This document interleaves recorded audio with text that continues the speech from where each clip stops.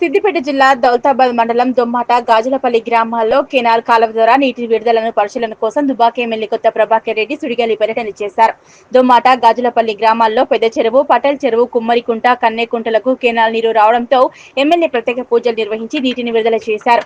కాలువ ద్వారా నీరు గాజులపల్లి దాకా రావడానికి కృషి పట్టుదలతో పనిచేసిన దొమ్మాట గ్రామ సర్పంచ్ పూజిత వెంకటరెడ్డి, గాజులపల్లి శ్రీనివాస్, అప్పవారి శ్రీనివాస్లను మరియు గ్రామాల ప్రజలను ఎమ్మెల్యే కొత్త ప్రభాకర్ రెడ్డి అభినందించారు. ఇరువురు సర్పంచ్లకు మరియు రైతులకు ధన్యవాదాలు తెలిపారు. కార్యక్రమంలో 2 గ్రామాల తాజా మాజీ పాలకవర్గ సభ్యులు, రైతులు పాల్గొన్నారు. దుబ్బాక నియోజకవర్గంలో మరి దాదాపు గతంలో చేసిన మల్లన్న సాగర్ ప్రాజెక్టు ద్వారా మరి అన్ని కెనాల్స్ కూడా పెద్ద కెనాల్స్ అన్ని చేసుకున్నాం. మరి ఈరోజు ఇక్కడ దొమ్మాటలో కూడా మరి ఇక్కడ ఊరోళ్ళందరూ కలిసి ప్రభుత్వం సహాయ సహకారాలు లేకున్నా ఊరోళ్ళు కలిసి వాళ్ళ సొంత డబ్బులు వేసుకొని ఇవాళ నీళ్లు తెచ్చుకుంటారు.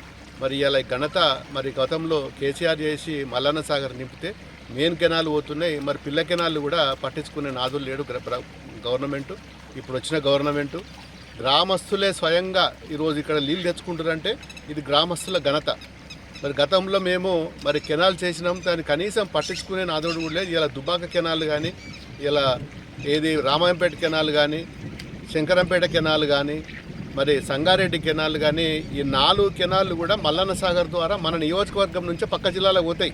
కానీ మన నియోజకవర్గం పక్కనే పెట్టుకొని ఈరోజు మనం నీళ్లు లేవంటే మరి కేసీఆర్ ఉన్నప్పుడేమో తెలంగాణ ఉద్యమం చేసిందే మనం నీళ్ళ కోసం. ఈ నీళ్లు ఇవాళ కనీసం ఈ చెల్లు నింపుకుందామంటే ఇవాళ పట్టించుకునేటోళ్ళు లేడు. సొంత డబ్బులు వేసుకొని కట్టుకునే పరిస్థితి